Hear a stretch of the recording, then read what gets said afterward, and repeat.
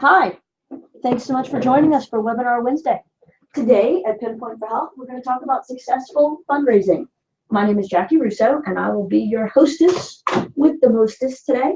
Hopefully, I can answer some questions, help you figure out some plans, and get it all done in less than 30 minutes. That's the goal.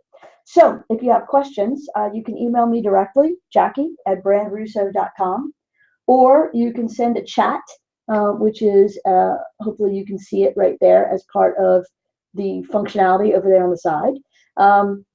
And if you'd like a copy of the presentation, no worries. At the end, email me and I'll send it over to you.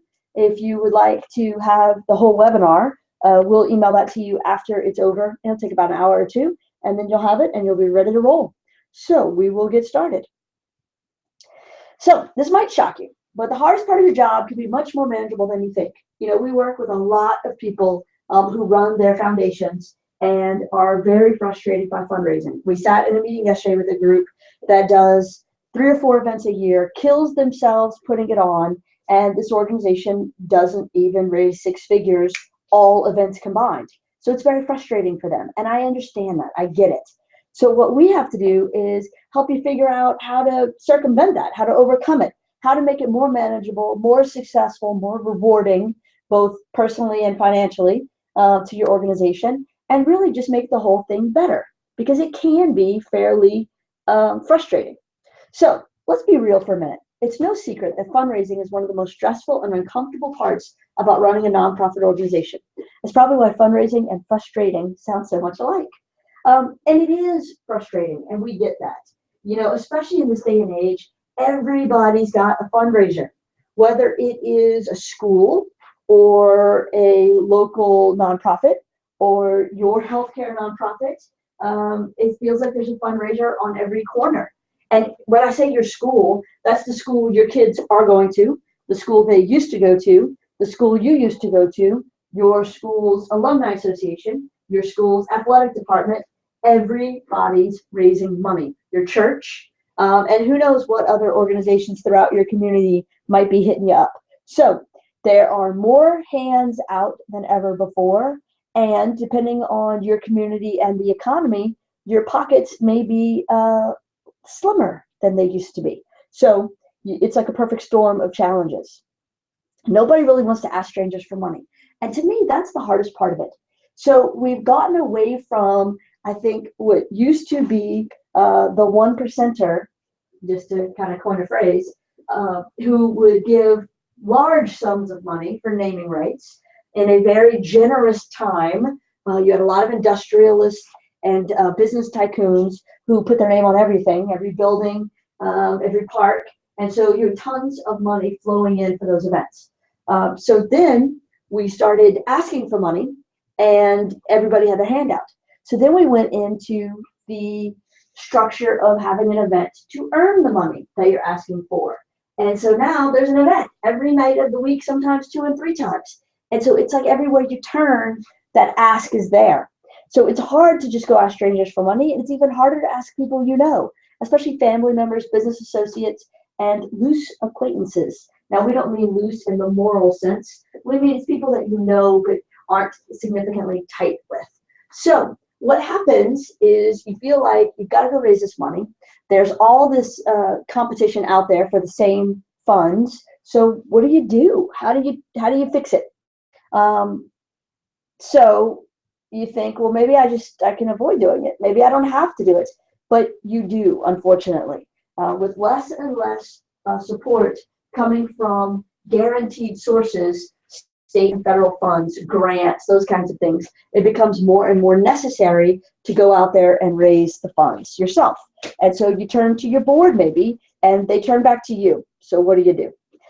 There isn't one simple answer that solves all the fundamental complications of fundraising. There's no magic secret to getting donors to write checks, but through practical experiences and working with several nonprofits across various industries, we've learned a few methods for easier fundraising for nonprofits. We're going to go through those. Now, these aren't the end-all, be-all, but hopefully they'll set you on a path. Hopefully they'll give you some thoughts, some pointers, some tips to help you kind of figure out your process through it all. Number one, you have to tell stories, and I literally cannot emphasize this enough. Tell the stories of the people who have directly benefited from past fundraising efforts or will directly benefit from this new fundraising effort. Collect testimonials, create videos, put faces on your cause, show potential donors how their money impacts other people. You can totally use photos and video. They will do a great job of sharing it. And in our social media based culture, you will get a lot of distance from those tools. They're easily shared, they're watched, they're things that if you tell us a captivating story well, it will absolutely tug at the heartstring of your audience. You want to tell stories beyond just photos and videos and audio clips, right? So that's fine. You can do them very visually. Not just photos of the people, but photos of the cause themselves, photos of the condition that you're trying to improve, photos through infographics. They can be very powerful. Infographics do a great job to really give you by the numbers. And so when we look at, and if you've attended some of our previous webinars, you know that whenever we create messaging, we do it within 4 different audience groups, right? So analytical people who really need all of that information. They want to have all of it. Assertive people who don't. They're just going to glance at it. They don't need a lot of data. So for them, an infographic is great. It's like a bullet point list. It's something they can quickly skim. But at the end of the day, you have to tell a story that is emotionally connecting to your cause, to the target audience, and will compel them to act. So stories, number 1 thing. So if you're having an event and it's just another gala, and you haven't found a way to truly connect it back to the cause that it will support, then you will not get as much as you could. You will definitely lose out on your maximum benefit because you haven't told a story that connects. And it's a strong way to attract advocacy, and a lot of times organizations will use these testimonials as central campaign pieces. In fact, any organization can create an entire public relations or marketing campaign by simply showcasing the people it helps. So, stories, cannot emphasize it enough. That's why it's number 1. Number 2, you want to be relevant. Speaking of public relations, have a plan in place for continually releasing information about the organization on weekly, monthly, quarterly, and annual levels. This is good for several reasons, but most importantly, it makes you look like you're always doing something newsworthy. And let me rephrase, it makes people realize that you're doing something important that is newsworthy and that you're being transparent about the work. And this relevancy can really help when it comes to national stories that are connected to your local story. So we call it newsjacking. If there's something going on nationally in the news, and it somehow ties to your cause, use it. Provide quotes to the media. Share it in social media. Bring it back home. Make sure that national story now has a local face, a local story, a local piece of relevance, because that's going to make it more relevant for your local audience. And local can be your organization itself, your neighborhood, your community, and that has no geographical bounds, your city, that does have geographical bounds. So when you think about sharing that story and making it local, local is what you define it as. So you just want it to be targeted. You want it to be specific and connect with people. It's going to ensure that when you frequently release information and connect it to something that matters, it's going to make sure you're top of mind for your audience of potential donors. Most importantly, you want to empower your people. This is the third point, but it's not the third most important. It's equally important with the others. Empowering your people allows them to, first of all, be on message. They need to understand that I mean everybody, your volunteers, your clients, your target audience, your donors, the person who answers the phone, heck, the UPS guy that drops stuff off at your door sometimes. They all need to know who you are and what you're about. Because if your community is like a lot of the communities in which our clients live and work, there are 3 other organizations, at least, that look and sound exactly like yours. Super challenging for your target audience who's busy with their own lives. Your target audience doesn't have time to go study everybody else's mission. And so if you look and sound and feel like 30 other organizations, they're going to think they already gave to you. They're not going to know you exist. You're going to hear them say things like, oh my gosh, I wish I had known you were here when I needed you. If you've ever heard that, you haven't empowered your people enough. When it comes to fundraising, you can't really do it without your board. Most boards appoint or elect a fundraising chair, but you need the collective efforts of all your key leaders to reach every potential donor. So how do you turn every board member into a fundraising chair? Well, you have to empower them with the right message. You have to make sure you put the right people on the board and that they have the interest and ability. I've met with organizations where there are board members who are prohibited by their job from having anything to do with fundraising. So that's going to be difficult to raise money if your board can't help with the case. So what do? Kick them off the board? No, you don't have to go to that drastic a measure, but you've got to get some advisory committee people or some other assistants in the board arena for fundraising. But you really need to make sure that they're empowered to do their job. So this is how we can help them do that. You want to give everyone roles. Frankly, most board members have no idea what they should be doing at any given time. So if you haven't started the year off with board training, do it now. Go ahead and schedule that board training and make it happen. Also, it's not an insult. It's just the reality that comes from having a group of volunteers with abstract day-to-day roles. If they don't know how to help, then they can't help. So you've got to give them a way to do that. A board training helps. Board orientation allows you to let them know what the expectation is of them being on the board, what the commitment is, that they need to be fundraising. Give them a goal for that fundraising. If you have a board of highly competitive type A personalities, make it a competition so you can raise the most. Put some prizes on the line, but mostly it's going to be about their ego. They're not going to do it for a gift card to Starbucks. They're going to do it because they want to be better than the guy sitting next to them. So let them. Make it a heated competition. The other thing that they've got to do is have material. You've got to provide them with information that they can disseminate electronically and printed to share the word, to let people know what you're about. That will greatly enhance their ability to be successful and diminish their frustration about it. If you give them the tools, they can do the job. Create a clause in everyone's description that calls for direct fundraising efforts with weekly and monthly check-ins to keep everyone accountable. You should have a master list. When you go out to ask for money, a master list of everyone that you think has the potential to be of assistance. Okay? How are they connected?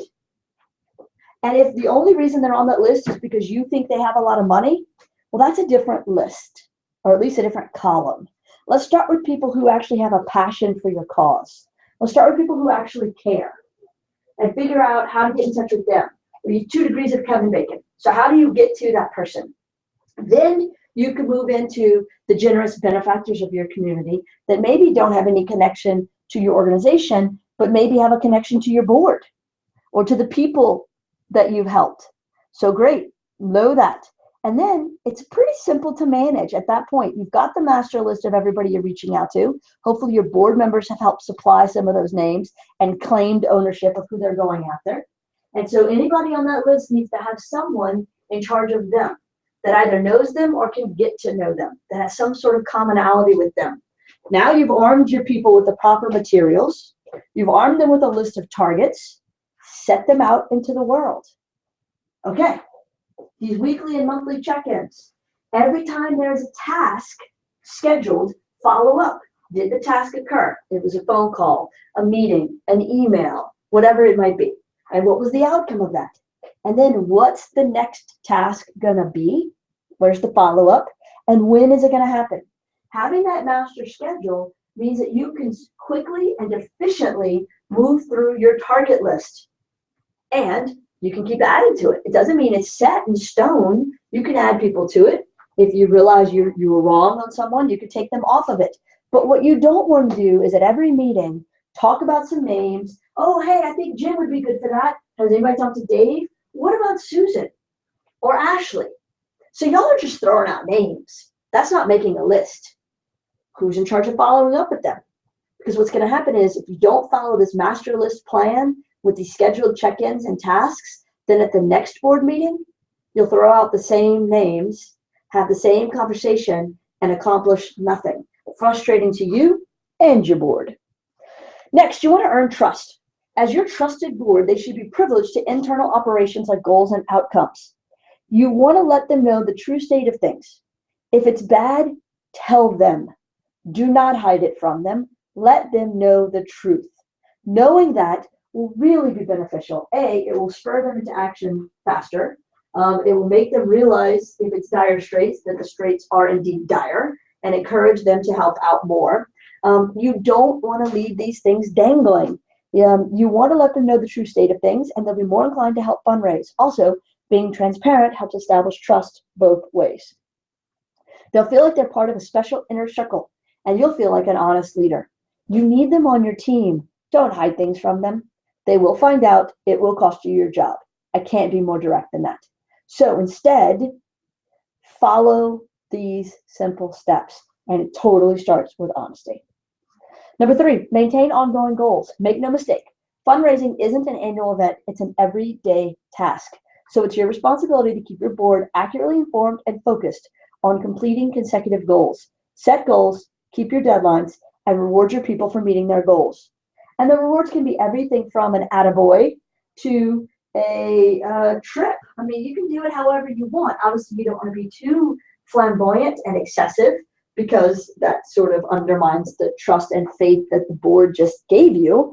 The attaboys, the diplomas, the awards, those are the things that really, I think, are best used. Number 4, encourage innovation. Fundraising is basically a sales pitch to get donors to write checks. And a basic fundamental of sales is to believe in what you're selling. Your board needs to understand why they're with you and why others should join you. What do you do different or better than all the other organizations out there that seem to have the same mission as you? How do you do it in a way that's more impactful? How can you create a story about your effort that really highlights your innovation, that highlights the innovative way you're solving problems? That's important, especially for that messaging. More than that, each board member is going to sell with his or her own brand of personality and finesse. So encourage your people to attract donor support off script, using their personal energy to make an impression. You want to give them message points, but you don't want to encourage them to memorize a script. That will not benefit you or them.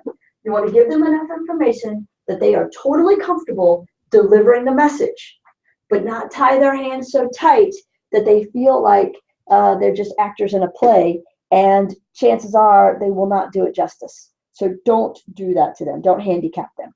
Your board and your staff need to truly believe in what you're doing and disseminate information in a way that communicates a compelling mission. Because the success of your organization depends on buy-in from the public, but you can't establish that without buy-in from within.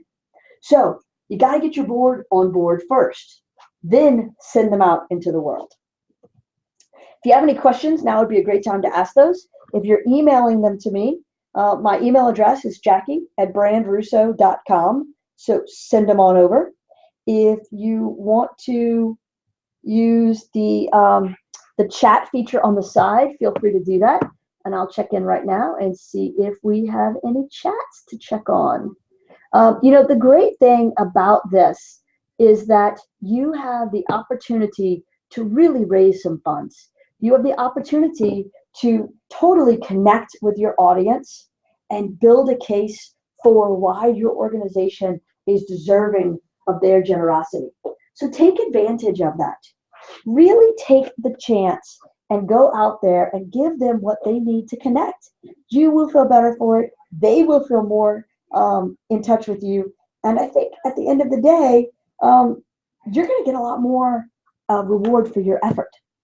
So if there are any other questions, feel free to email me, jackie@brandrusso.com. If you want a copy of this deck, same email address, and let me know, and I'll be happy to send it over. If you would like the webinar itself, as I mentioned, it will be sent to you. And if you want to sign up for future webinars, please do. Our September message, digital storytelling for your healthcare organization. October's topic, where should you advertise? November, why SEO is essential to brand awareness. And December, New Year's resolution for your brand. If you go to pinpointforhealth.org, you can go to the library and review previous webinars and sign up for future ones. We are within our 30-minute window. I hope that this was helpful and informative and that you enjoyed it. And if you've got any other questions, please let us know. Thanks so much.